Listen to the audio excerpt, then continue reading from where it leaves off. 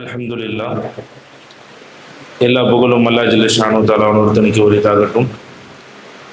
சலாத்தும் சலாமும் நாயக திருமதி ரசூலே கரீம் ஸல்லல்லாஹு அலைஹி வஸல்லம் அவர்கள் மீதும் மற்றும் இந்த ஒரு அற்புதமான புனிதமான ரமலானுடைய இஜ்திமாவில் தாலிமுடைய மஜ்லிஸில் அமர்ந்திருக்கக்கூடிய நம் அனைவர்கள் மீதும் என்றென்றும் நிலவட்டுமாக என்று துவா செய்தவனாக என் இதயம் கனிந்த சலாத்தினை உங்கள் அனைவருக்கும் தெரிவித்துக் கொள்கிறேன். அஸ்ஸலாமு அலைக்கும் வரஹ்மத்துல்லாஹி தஆலா வ பரகாத்துஹு.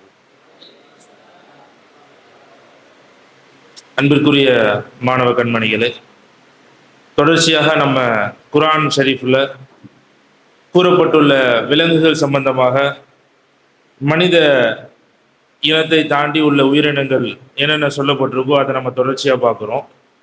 இன்றைய தினம் நாம் பார்க்க போகிற அந்த விலங்கு ஒரு பறவை இனத்தை சேர்ந்தது. நம்மளுடைய அன்றாட வாழ்க்கையில் நம்ம எங்கே திரும்பினாலும் நம்ம அதை பார்க்குறோம். நம்ம வாழ்கிற பகுதியில் தான் அது எப்பவுமே வாழும். அது என்னன்னா காக்கா. காக்கா பொறுத்த வரைக்கும் ஆய்வின் பிரகாரம் சொல்லக்கூடிய செய்தி 40 வகையான காகங்கள் என்ன செய்தான் உலகத்தில் இருக்குது.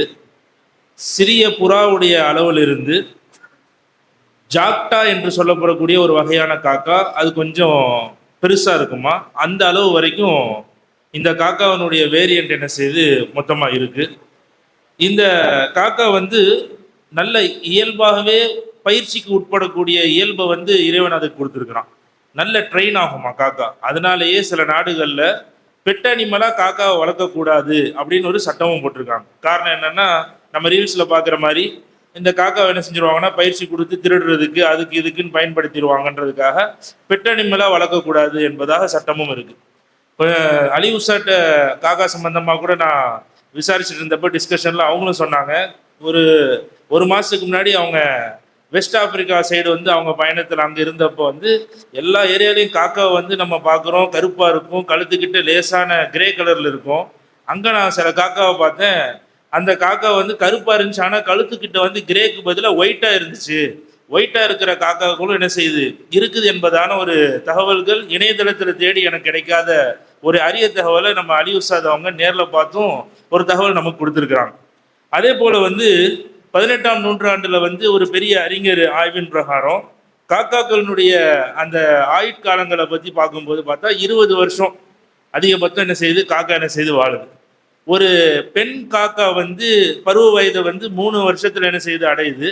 ஒரு ஆண் காக்கா தன்னுடைய பருவ வயசை 5 வருஷத்தில் என்ன செய்யுது, 5வது வயசுல தான் என்ன செய்யுது அடைவதாக என்ன செய்யுது ஒரு ஆய்வு நமக்கு சொல்லுது. அதிகபட்சமாக அமெரிக்காவினுடைய காட்டு பகுதியில் வாழ்ந்த ஒரு வகையான காக்கா மட்டும்தான் இது வரைக்கும் 30 ஆண்டுகள் என்ன செஞ்சிருக்கு வாழ்ந்த அந்த ஒரு வாழ்க்கை மட்டும்தான் காக இனத்திலே அதிகமாக வாழ்ந்ததா என்ன செய்யப்படுது கருதப்படுது. இப்போ காகங்கள் பொதுவாக ஒவ்வொருத்தரும் அந்த காகத்துக்குள்ளேயே ஒருத்தருக்கு ஒருத்தர் ஆணோ பெண்ணோ தன்னுடைய அழகுகளால் ஒவ்வொருத்தவங்களுக்குள்ள பேனை பார்த்து எடுத்துக்கொள்ள குரங்குல எப்படி ஒரு நடைமுறை இருக்கோ அது காக இனத்திலே என்ன செய்யுது இருப்பதாக என்ன செய்வது ஆய்வுகள் நமக்கு சொல்லி தருது.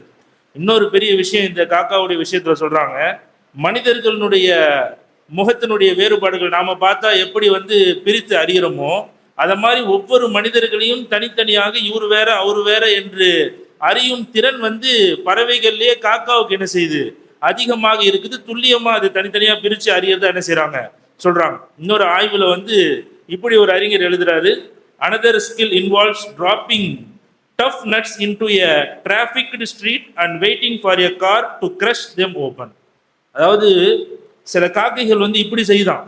ஆய்வுல வீடியோவாகவே என்ன செய்யறாங்க கொடுக்குறாங்க. ரொம்ப ஸ்ட்ராங்கா இருக்கக்கூடிய நட்டு, இப்போ நம்மெல்லாம் உடைக்கிறதுக்கு தட்டிட்டு உள்ள இருக்க பருப்பு எடுக்கிறோம் இல்லையா, அந்த மாதிரி கடினமா இருக்கக்கூடிய அந்த நட்ஸை காக்கா நல்ல காரு போற இந்த மாதிரி வேகமான வாகனங்கள் போற பகுதியில கொண்டு போய் போட்டுட்டு ஓரமா நின்று அது ஏறி போன பிறகு அதிலிருந்து அந்த பருப்பு எடுத்து சாப்பிடக்கூடிய காக்கைகள் என்ன செய்யுது சாதாரணமா நம்மளா வாழுது என்ற அந்த அறிவு அந்த ஒரு ஆய்வை நமக்கு என்ன செய்யறாங்க சமர்ப்பிக்கிறாங்க. ஆஸ்திரேலியால இருக்கக்கூடிய குயின்ஸ்லாந்துல உள்ள ஒரு வகையான காகங்கள் என்ன செய்யுதுன்னா, மனித இனம் எப்படி விஷத்தன்மை இருக்கிற இப்போ சிக்கன்ல சில பகுதியெல்லாம் விஷம் அதை நம்ம நீக்கிட்டு சாப்பிட்றோம் இல்லையா, அந்த மாதிரி தவளையில தேரைகள்ல தொண்டையில இருக்கக்கூடிய விஷத்தை நீக்கி தூக்கி போட்டுட்டு மிச்ச பகுதியில மட்டும் சாப்பிடக்கூடிய பக்குவம் காக்கைகளுக்கு இருக்கு என்பதாக என்ன செய்றாங்க, ஆய்வுகள்ல நமக்கு தராங்க. காக்கை பொதுவா வந்து எல்லாத்தையுமே சாப்பிடக்கூடிய அமைப்பு அதுகிட்ட இருக்கு. என்னென்னு சொன்னா பருப்பையும் சாப்பிடும், புழுவையும் சாப்பிடும், மாமிசத்திலிருந்து எல்லாத்தையுமே, இறந்த பிணத்தையும் கூட என்ன செய்யும், அது சாப்பிடும். ஆனா விஷத்தன்மை எதுன்றதை நல்லா புரிஞ்சு அதை பிரிச்சு சாப்பிடக்கூடிய அமைப்பு என்ன செய்யுது, இதற்கு இருக்கு. ஏன் இவ்வளவு பிரில்லியண்டா இந்த காக்கா இருக்குன்றதுக்கு அறிவியல் ஆய்வுல என்ன சொல்றாங்கன்னு சொன்னா, மூளையில அதுக்கு அமைஞ்சிருக்கக்கூடிய நிட்டோபோட்டோலியம் என்ற அந்த ஒரு விஷயம்தான் இது வந்து என்ன செய்யுது, இதனுடைய அறிவுக்கு மிக முக்கியமான காரணமாக இருப்பதா சொல்லுது. அல்லாஹ் ஜல்ல ஷானு தஆலா குர்ஆன் ஷரீஃப்ல சொல்லும்போது, ஆரம்ப காலகட்டத்தில் நடந்த முதல் கொலை, ஆதம் அலைஹிஸ்ஸலாமுடைய பிள்ளையான அந்த முதல் கொலை நடந்துச்சு இல்லையா, அவங்களுக்கு மத்தியில் ஹாபில் காபிலுக்கு நடுவில், அந்த கொலை நடந்த பிறகு அதுதான் நடக்கிற முதல் கொலை, முதல் சம்பவம். ஆனா இறந்த அந்த சடலத்தை என்ன பண்றதுன்னு தெரியாம அவங்க இருக்கும்போது அல்லாஹ் ஜல்ல ஷானு தஆலா குர்ஆன் ஷரீஃப்ல நமக்கு சொல்லி காட்டுறான். ஃபபாஸல்லாஹு குராபன், ஒரு காக்கையை என்ன செய்தான் அல்லாஹ் ஜல்ல ஷானு தஆலா அனுப்பிச்சு, அதுல வரும்போது இப்படி ஃபபாஸல்லாஹு குராபன் யபஹசு ஃபில் அர்லி லியுரியஹு கைஃப யுவாரி சௌவத அஹீஹி, எப்படி வந்து அதை அடக்கம் செய்யப்படணும் என்பதை நமக்கு அறிவிப்பதற்காக வேண்டி, அவங்களுக்கு சொல்லி தருவதற்காக வேண்டி ஒரு காகத்தை நாம் அனுப்பினோம்னு சொல்லி என்ன செய்யறான் அல்லாஹ் ஜல்ல ஷானு தஆலா குர்ஆன் ஷரீஃப்ல சொல்றான். எவ்வளவு பறவைகள் இருந்த போதும் அல்லாஹ் ஜல்ல ஷானு தஆலா எப்படி வந்து அடக்கம் செய்யணும், இறந்துட்டா என்ன செய்யணும் என்பதை மனித சமூகத்தில் ஆதம் அலைஹிஸ்ஸலாமுடைய மகனுக்கு சொல்லி தருவதற்காக அல்லாஹ் தேர்ந்தெடுத்த அந்த பறவை குராபுன்னு சொல்லப்படக்கூடிய காகம் என்றால், அல்லாஹ் தான் படைச்ச பறவை இனங்கள்லேயே மனிதன் மாதிரி பிரித்து அணிந்து நல்ல பயிற்சிக்கு உட்படுத்தக்கூடிய சலாகியத்தை அந்த பறவைக்கு அல்லாஹ் கொடுத்துருக்கு போய் தான் வந்து அல்லாஹ் ஜல்ல ஷானு தஆலா காகத்தை அவங்களுக்கு சொல்லி தருவதற்காக வேண்டி அனுப்பிச்சிருக்கிறான் என்ற ஒரு விளக்கத்தை நாம் இன்று ஆய்வு மூலியமாக நம்மளால் புரிந்து கொள்ள முடிகிறது.